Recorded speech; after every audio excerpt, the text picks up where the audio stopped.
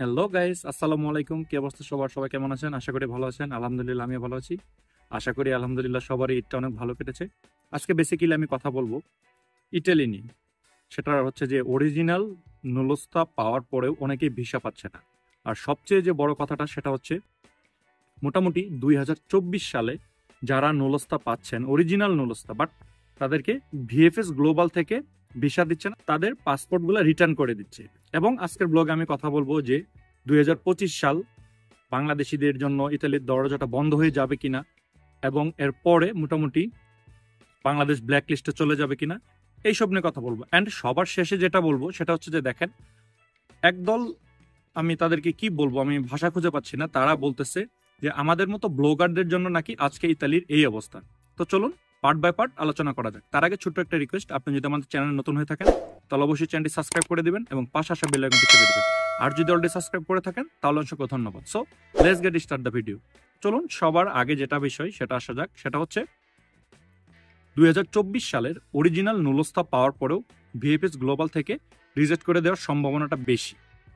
তার রিজন হচ্ছে, আমি আমার গত ভিডিওতে বলেছিলাম, আপনারা যদি সেটা দেখেন তাহলে আরও অনেক ক্লিয়ার হয়ে যাবেন। সেই ভিডিও লিঙ্কটি আমি আমার ডিসক্রিপশন বক্সে দিয়ে দিলাম এবং আই বাটনে থাকলো।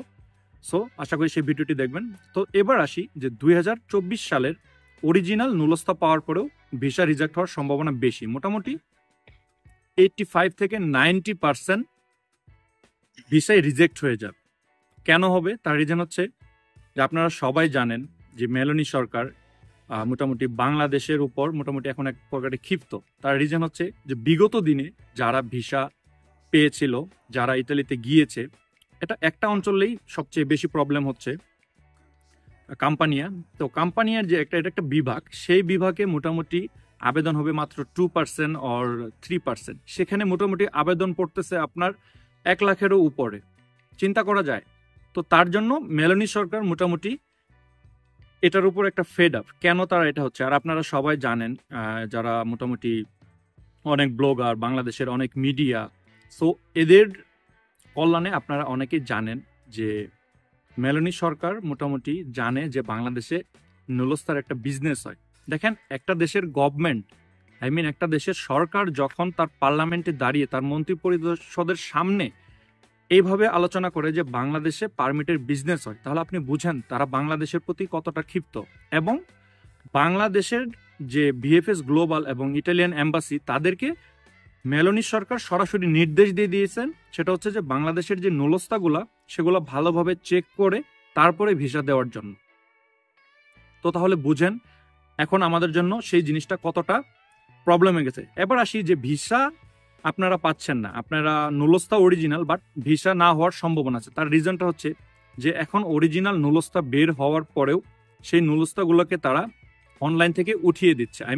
ইটালিয়ান গভর্নমেন্ট সেই নুলস্তাগুলোকে উঠিয়ে দিচ্ছে। উঠিয়ে দিয়ে যে মালিক তাকে বলতেছে তোমার এই ডকুমেন্টসের অভাব বা এই ডকুমেন্টসটা জমা দাও, তোমার এটার অভাব, তোমার ট্যাক্স সার্টিফিকেটের প্রবলেম আছে, এক্সেক্টা। তারা এসব রিজন দিয়ে সেই জিনিসগুলোকে উঠিয়ে নিচ্ছে এবং তাদেরকে আবার রিড করতে বলতেছে। সো আমি আপনাদেরকে বলবো, যারা এখন 2024 সালে অলরেডি নুলস্তা এখনো পান নাই, অধীর আগ্রহে বসে আছেন, সো আমি তাদেরকে বলবো যে আপনারা ভালোভাবে আপনার যে মালিক, আপনি যার মাধ্যমে আবেদন করেন না কেন, আপনি তাকে বলে রাখবেন যাতে মালিকের সাথে সখ্যতাটা ভালো থাকতে হয়। যোগাযোগটা যেন ভালোভাবে থাকে। তার রিজন হচ্ছে যে নুলস্তা ওঠার পরেও সেটাকে যদি অনলাইন থেকে রিমুভ করে দেয়, আপনারা চাইলে সেই মালিকের সাথে যোগাযোগ করে সেটাকে পুনরায় আবার অনলাইন করাতে পারবেন। সো আমি বলবো যে যারা এখন 2024 সালে নুলস্তা পান নাই, আলহামদুলিল্লাহ তাদের জন্য। আর যারা পেয়েছেন তাদের কাছে রিকোয়েস্ট হচ্ছে যে ভিসা না হওয়া পর্যন্ত আপনি টাকা লেনদেনে যাবেন না। আর যারা পান নাই তারা আপনার সেই মধ্যস্থতাকারীর সাথে এইভাবে কন্ট্যাক্ট করবেন যেন আপনার অ্যাটলিস্ট ভিএফএস গ্লোবালের অ্যাপয়েন্টমেন্ট পাওয়ার পরে তারপরে আপনি টাকা লেনদেনে যাবেন। তার রিজন হচ্ছে এখন যারা 2 নাম্বার নুলস্তা বা এইসব নুলস্তা যারা জমা দিচ্ছেন, তারা অ্যাপয়েন্টমেন্টের সময়ই তাদের ভিসাগুলো দিবে না, একদম সরাসরি বলে দিচ্ছে এবং তাদের পাসপোর্টগুলো দিয়ে দিচ্ছে। সো আমি আপনাদেরকে রিকোয়েস্ট করব যে আপনারা অ্যাটলিস্ট অ্যাপয়েন্টমেন্ট ডেটটা পাওয়া পর্যন্ত, আপনারা ফাইল জমা করা পর্যন্ত কোনো প্রকার বড় ধরনের লেনদেনে যাবেন না। তো চলুন এবার পরবর্তী বিষয়ে আসি। সেটা হচ্ছে যে 2024 সাল বা তারপরে আদৌ কি বাংলাদেশ ব্ল্যাক লিস্টে যাবে কিনা। সে বিষয়ে আসার আগে ছোট্ট একটা অনুরোধ, ভিডিওটি যদি ভালো লেগে থাকে তাহলে অবশ্যই লাইক, কমেন্ট এবং শেয়ার করবেন। অন্যদেরকে জানানোর জন্য হলো ভিডিওটি শেয়ার করে পৌঁছে দিবেন, যাতে তারা প্রতারণার হাত থেকে বেঁচে যায়। আর অ্যাটলিস্ট আমাকে সাহায্য করার জন্য হলো আমার চ্যানেলটাকে সাবস্ক্রাইব করে রাখবেন। তো চলুন এবার সে বিষয়ে আসি। দেখেন, ফেব্রুয়ারিতে ইনশাল্লাহ আপনারা সবাই জানেন যে আবার ফ্লুসি ডেট পড়েছে এবং আবার ক্লিক ডে হবে। সো এবার মোটামুটি আমরা আশা করতে পারি যে না, এবার বাংলাদেশটা ব্ল্যাক লিস্টে যাবে না। বাট এখানে হয়তো বা বাংলাদেশিদের জন্য ভিসার ক্ষেত্রে অনেকটা পরিবর্তন আসতে পারে। সেটা কেমন দেখেন, আমাদের পার্শ্ববর্তী দেশ ইন্ডিয়া, সেখানে মোটামুটি একটা কোঠা বেঁধে দেয় যে তাদের জন্য এই ফ্লুসিতে 10,000, এখানে 5,000, এখানে 3,000 কোঠা, এভাবে ভাগ ভাগ করে দেয়। তো আল্লাহ না করুক, আমার যতটুকু মনে হচ্ছে, এটা আমার পার্সোনাল ওপিনিয়ন, বন্ধ হবে না 2025 সালে, বাট তারা হয়তোবা কোঠাটাকে ভাগ করে দিতে পারে। এবার আসুন, চলুন পরবর্তী বিষয়, সেটা হচ্ছে যে আপনারা জানেন, আবার অনেকে হয়তোবা জানেন না, বিগত দিনে মোটামুটি 8 বছর বাংলাদেশিদের জন্য ওয়ার্ক ভিসা বন্ধ ছিল। দেখেন এখন মেলানি সরকার যেভাবে বাংলাদেশিদের উপর ক্ষিপ্ত, সো আমি মনে করি যে 2025 সালে ফ্লুসিতে আমাদের বাংলাদেশের নাম থাকলেও মোটামুটি তারপরে আর থাকবে না। আর এখানে সবচেয়ে একটা গুরুত্বপূর্ণ বিষয় সেটা হচ্ছে দেখেন, ইটালি থেকে মোটামুটি যারা এসব কাজ করে, যারা এসব রিসিভোতার বিজনেস করে, তারা মোটামুটি জানতে পেরে গেছে যে 2025 সালের পরে হয়তোবা আর বাংলাদেশ থেকে লোক নিবে না বা আসার সম্ভাবনা খুবই কম। তার জন্য একদল চক্রান্তকারী খুব সরব হয়ে গেছে। তারা মোটামুটি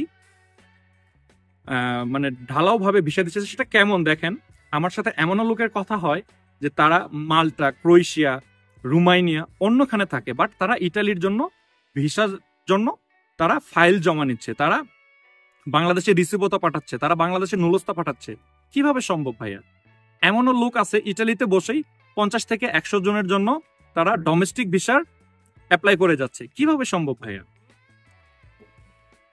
এবার সবচেয়ে যে গুরুত্বপূর্ণ বিষয় সেটাই আসি। দেখেন, তারা মোটামুটি জানে যে এরকম একটা বন্ধ বা ইটালিতে মোটামুটি বাংলাদেশিদের দরজাটা বন্ধ হওয়ার একটা সম্ভাবনা আছে, যার জন্য এই যে চক্রান্তকারী দলগুলো তারা স্বরূপ হয়ে এখনই বিজনেস করার জন্য তারা বাংলাদেশে এইভাবে রিসিভোতা পাঠাচ্ছে, এইভাবে নুলস্তা পাঠাচ্ছে। দেখেন, আপনারা কিন্তু নুলস্তাগুলো ঠিকই টাকা দিয়ে নিচ্ছেন, বাট সেই নুলস্তাটা অরিজিনাল কিনা, অরিজিনাল হলেও ভিসা দিচ্ছে না, এতটা কঠোর হয়ে গেছে। সো আমি বলবো যে এখন আপনারা যারা আবেদন করবেন, খুব জেনে বুঝে আবেদন করবেন। অ্যাটলিস্ট টাকা পয়সার যে লেনদেনটা, সেটা অ্যাটলিস্ট আপনি অ্যাপয়েন্টমেন্টে যখন যাবেন, অ্যাটলিস্ট যখন জমা দিবেন সেই পর্যন্ত ওয়েট করেন, তারপরে আপনি তাদেরকে টাকা পয়সার লেনদেনে যাবেন। সো ভিউয়ার্স, ছোট্ট একটা অনুরোধ, আমি আগেও বলেছি, এখনো বলি, দরকার হলে আমি আপনাদের পায়ে ধরে বলতেছি, আপনারা সচেতন হন। সচেতন না হলে এই যে যারা রিসিভোতার ব্যবসাগুলো করতেছে, তারা মোটা অঙ্কের একটা টাকা হাতিয়ে নিয়ে যাবে। সো আমি বলবো যে ইটালি নিয়ে বাংলাদেশে আপনারা যতটুকু আন্দোলন, ভিএফএস গ্লোবাল, দেখেন আমি এখানে ভিএফএস গ্লোবাল বা ইটালিয়ান এম্বাসির কোনো দালালি করতেছি না, বাট একটা জিনিস আমি আপনাদেরকে বোঝাই। দেখেন, ভিএফএস গ্লোবালে আপনারা যতই আন্দোলন করেন না কেন, যত যাই করেন না কেন, ইটালিতে আসতে হলে আপনাদের ভিএফএস গ্লোবাল লাগবে, আপনার ইটালি এম্বাসি লাগবে। সো এটা একটা অনেক, আমি কি বলবো যে সেটা হচ্ছে যে অনেক বড় একটা সিন্ডিকেট। এখানে আপনি আর আমি চাইলেই বা দুই একটা টুকটাক আন্দোলন করলেই ভিএফএস গ্লোবাল আমরা বন্ধ করতে পারবো না। বাট এটা করাতে আমাদের অনেক ক্ষতি হয়েছে, আমি আগেও বলেছি, এখনো বলতেছি। দেখেন, একদল চক্রান্তকারীরা বলতেছে যে যারা আমরা আপনাদেরকে আপডেট দেই, আমরা যারা আপনাদেরকে সতর্ক করার চেষ্টা করি, তারা দোষগুলো আমাদের উপর চাপিয়ে দিচ্ছে। আপনারা ভিএফএস গ্লোবাল আন্দোলন করলেন, আপনারা এম্বাসিতে গিয়ে আন্দোলন করলেন।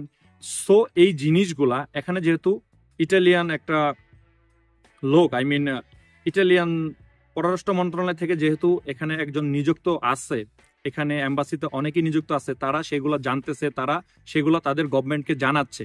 সো আমাদের মতো টুকিটাকি এই চুনোপুটি ব্লগারদের কথা শোনার মতো সময় মেলানি সরকারের নেই। তারা মেন জায়গা থেকে খবর পেয়েই এই জিনিসগুলোর প্রতি তারা ইনভেস্টিগেশনে নামছে। কিন্তু একদল চক্রান্তকারী বলতেছে যে আমাদের জন্য বাংলাদেশের আজকে এই অবস্থা, বা বিগত দিনে হয়তোবা বাংলাদেশিদের জন্য ইটালির দরজা বন্ধ হবে, সেটা আমাদের জন্য। সো ভাইয়া, আমি আপনাদেরকে একটা কমন প্রশ্ন করতেছি, ইনশাল্লাহ আশা করি সবাই উত্তরটা কমেন্টে দিয়ে যাবেন। আজ পর্যন্ত আমি অন্যদের কথা বলতে পারি না, বাট আমি আমার কথা বলতেছি যে আমরা জাস্ট আপনাদের সঙ্গে ইনফরমেশন শেয়ার করি। হাজার হাজার লোকের কোটি কোটি টাকা বেঁচে যাচ্ছে আমাদের মতো একজন ব্লগারের ইনফরমেশনের কারণে। কারণ ইটালি নিয়ে আপনারা বিগত 1 বছর বা 2 বছর আগেও এতটা স্বরূপ ছিলেন না, আপনারা জানতেন না যে রিসিভোতার ব্যবসা হয়, আপনারা জানতেন না যে নুলস্তা ফেক হয়। বাট আমাদের মতো ব্লগারদের জন্য কিন্তু আপনারা সেই জিনিসটা এখন জানতে পারতেছেন, আর আপনারা সচেতন হয়ে যাচ্ছেন। আপনার এজেন্সি, আপনার থার্ড পার্টি এগুলো আর আপনাদেরকে প্রতারিত করতে পারছে না, যার জন্য সেই দোষগুলো চাপিয়ে দিচ্ছে আমাদের উপর। আজ পর্যন্ত আমি মনে করি না যে আমি কারো কাছ থেকে ভিসার জন্য বা আমি কারো ফাইল জমা দিব এর জন্য কোনো টাকা পয়সা নিয়েছি। এটা আমি বুকে হাত দিয়ে বলতে পারি যে আমার জন্য কোনো একটা ভাইয়ের ক্ষতি হয়নি। হ্যাঁ, আমরা জানি যে আমরা হয়তো বা অনেক বকবক করি, আমরা ভিডিওতে এসে আপনাদেরকে বিভিন্ন ধরনের পরামর্শ দিই, বিভিন্ন ধরনের আপডেট দিই, তার মানে এই না যে আমরা আপনাদের ক্ষতি চাচ্ছি। শুরু থেকে এখন পর্যন্ত আমরা সবসময় চেষ্টা করি, অ্যাটলিস্ট আমি চেষ্টা করি যাতে আমার একটা ভিউয়ার্স একটা ইনফরমেশন জেনে যাতে তার একটা উপকার আসে, সে যত প্রতারিত না হয়। আমাকে এমনও অনেক ভাই প্রশ্ন করেন যে ভাইয়া আমার এজেন্সি বা আমার দালাল আমাকে বলতেছে পারমিট লাগবে না, আমাকে ভিসা দিয়ে দিবে। ভাই, পারমিটটা কি কারো বাবার ঘরের সম্পত্তি যে পারমিট ছাড়া আপনি ভিসা পেয়ে যাবেন? এই জিনিসটা যদি আমি তাকে অ্যান্সার না করতাম, সে কিন্তু সেটার উপরেই বেসেস করে সে দালাল বা সেই এজেন্সিকে টাকা দিয়ে দিত। এমনও অনেক লোক আমাকে প্রশ্ন করে যে ভাইয়া আমাকে বলতেছে এজেন্সি অমুক অমুক কোম্পানিতে এইভাবে এইভাবে কাজ দেবে, বাট কোম্পানির নাম বলতেছে না, বা অনেকেই সেই কোম্পানির চেক দিয়ে দেখতেছেন সেটা ব্ল্যাক লিস্টে।